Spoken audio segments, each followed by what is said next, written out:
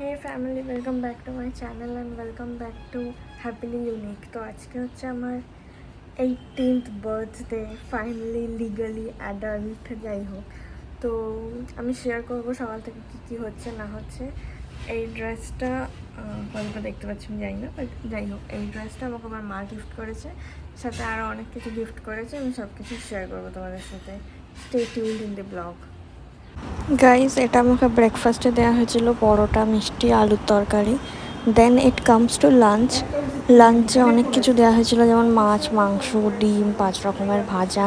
তারপর বিকালে একটু ঘুরতে বেরিয়েছিলাম, কিন্তু মেন ব্যাপার ওটা আমি গিফটে পেয়েছিলাম গাইস, গোল্ড ইয়াররিং। ব্যাপার হলো কি, মানে এতটাই ভিড় ছিল রাস্তায় যে সেমনভাবে আর কোনো ক্লিপই নেই, আর এটা আমি জাস্ট আমার আউটফিটটা দেখাচ্ছিলাম।